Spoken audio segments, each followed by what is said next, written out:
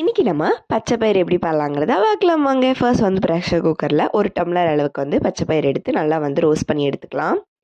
இப்போது அதுலேயே வந்து 1 டம்ளர் அளவுக்கு தண்ணி வந்து சேர்த்துக்கங்க.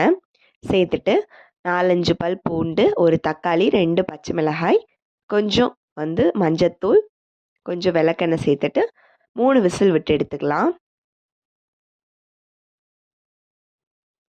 இப்போது கடாயில் எண்ணெய் கொஞ்சம் சேர்த்துக்கலாம்.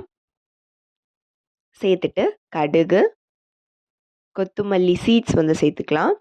இப்போது சீரகம், சின்ன வெங்காயத்தை நல்லா பொடியாக நறுக்கி உள்ளே சேர்த்துட்டு கருவேப்பிலை, 1 வரமிளகாய் சேர்த்து நல்லா வந்து வதக்கி விட்டுருக்குங்க. இப்போ கொஞ்சம் மிளகாய்த்தூள் சேர்த்துட்டு நம்ம வேக வச்சுருக்கக்கூடிய பச்சைப்பயிரை வந்து உள்ளே சேர்த்துட்டு தேவையான அளவு தண்ணி சேர்த்து இப்போ தேவையான அளவு உப்பு வந்து நம்ம சேர்த்துக்கலாம். நல்லா கொதிச்சு வந்துச்சுன்னா சூப்பரான பச்சைப்பயிறு வந்து ரெடி ஆயிடுச்சு. ட்ரை பண்ணி பாருங்கள்.